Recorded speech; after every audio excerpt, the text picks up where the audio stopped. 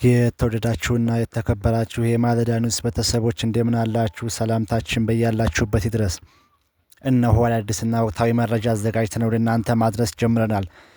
ከማለዳ ኒውስ መረጃዎች ጋር አብራችሁ እንዲቆዩ ግብዣችን ነው። ሰበር ዜና። ህዳር ሲታጠን በሚል ሰበብ ቆሻሻ ማቃጠል በህግ የተከለከለ ነው። አዲስ አበባ ከተማ በአካባቢ ጥበቃ ባለስልጣን በመጪው ህዳር 12 የሚከበረው ህዳር ሲታጠን አስመልክቶ ጥብቅ ማሳሰቢያ አስተላልፏል። ለዓመታት የተለመደ ቆሻሻ አቃጥሎ ለማጽዳት ተግባር አካባቢ ላይ ከፍተኛ ብክለት እያስከተለ በመሆኑ ድርጊቱ ፍጹም የተከለከለ መሆኑን ገልጿል። ከባለስልጣኑ የተላለፉ ዋና ዋና ነጥቦች ማቃጠል አይቻልም። በህዳር 12 ቀን ህዳር ሲታጠን ነው በሚል ማንኛውም አይነት ቆሻሻ ሰብስቦ ማቃጠል በህግ የሚያስቀጣ ተግባር ነው። ቁጥጥር አለ። ይህንን እገዳ ለማስፈጸም በደንብ ማስከበር ባለሙያዎች ዝግጅታቸውን ያጠናቀቁ ሲሆን ህጉን ተላልፎ ቆሻሻ ሲያቃጥል የተገኘ አካል ላይ እርምጃ ይወሰዳል።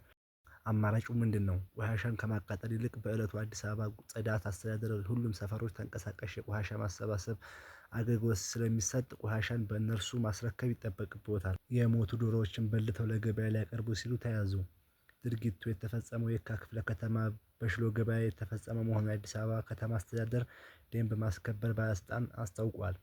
ግለሰቦቹ የሞቱ ዶሮዎችን በማረድ እና በማሸግ ለተለያዩ ሱቆች፣ ሆቴሎች ለማከፋፈል ሲዘጋጁ በነበረበት ሁኔታ የተያዙ መሆኑን ያመለክታል ጽሕፈት ቤቱ። በዚህም የታሸጉ ዶሮ በቁጥር 100 ተበልተው ለመታሸግ የተዘጋጁ 42 ተይዘዋል። አጠቃላይ 142 የሞቱ ዶሮዎችን ለህብረተሰብ ለሆቴሎች ለማከፋፈል ሲሉ እርምጃ መወሰዱን ባለስልጣኑ አስታውቋል። ያለ ረዳት አገልግሎት የሚሰጡ የህዝብ ማመላለሻ ተሽከርካሪዎች ሊቀጡ ነው። የአዲስ አበባ ትራንስፖርት ቢሮ ያለ ረዳት አገልግሎት የሚሰጡ ታክሲዎች በከተማው እየበዙ ነው ያለ ሲሆን በዚህ በኋላ መመሪያውን መሰረት ረዳት የሌላቸው ታክሲዎች እቀጣለሁ ብሏል።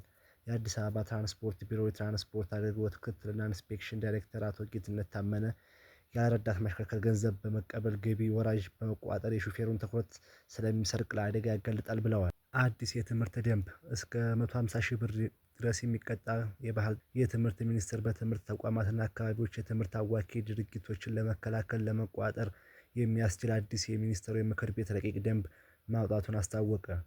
ይህ ደንብ የትምህርት ጥራትን ለማረጋገጥ እና ብቁ ዜጎችን ለመፍጠር ያለመ ነው ብለዋል። ዋና ዋና ነጥቦቹ እና ዓላማዎቹ የትምህርት አዋኪ ድርጊቶችን የሚፈጽሙ ግለሰቦች እና ተቋማት እስከ 150 ሺህ ብር የሚደርስ የገንዘብ ቅጣት እንደሚጠበቃቸው ተመላክቷል። ደንቡ እየጨመረ የመጣው አዋኪ ጉዳዮች ከማግተት ባሻገር የኢትዮጵያ ወግና ልማድ ላይ ይቀረናል ተብለው የተለያዩ የውጭ ባህላዊ ልማዶችን በትምህርት ተቋማት አካባቢ መፈጸም ሙሉ በሙሉ ይከለከላል። ዋነኛውም ዓላማ በትምህርት ቤቶች አካባቢ የሚስተዋሉ አዋኪ ጉዳዮችን በመከላከል ሁለንተናዊ ሰብአዊና የተሟላ በመልካም ስነ ምግባር የታነጸና ግብረ ገብነት የተላበሰ ብቁ ትውልድ እንዲፈጠር ማስቻል ነው። የተከለከለ የውጭ ባህላዊ ድርጊቶች ምሳሌዎች አዲሱ ደንብ የሀገሪቱ ባህልና ወግ ይቀረናል ተብለው በግልጽ የተዘረዘሩ አሉታዊ መጤ ድርጊቶችን ክብረ በዓላት ይከለክላል። ሶሪያ እስራኤል በጠብ አጫሪነት ከሰሰች።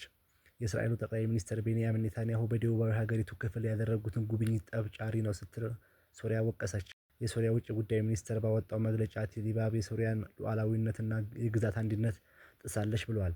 የኔታንያሁ ጉብኝት የተመድን የውሳኔ ሀሳብ የሚጻረር እና የተሰፋፊነት አዝማሚያ ያሳየ ነው ሲል ሚኒስቴር መስሪያ ቤቱ አክሏል።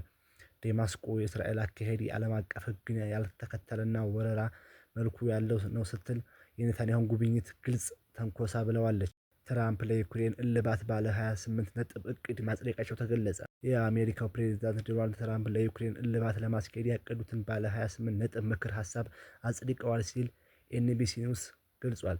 አንድ ከፍተኛ አስተዳደር ባለስልጣን ጠቅሷል። እቅዱ የተነደፈው በልዩ መልእክተኛ ስቲቭ ውጭ ጉዳይ ሚኒስትር ማርኮ ሩቢዮ እና እንደዘገባው ማዕቀፉ የሁለቱም ወገኖች የደህንነት ዋስትናዎች ያካትታል። ዘገባው እንዳለው የአሜሪካ ባለስልጣናት ከዩክሬን እና ከሩሲያ አቻዎቻቸው ጋር ይፋዊ ያልሆነ ውይይት አድርገዋል።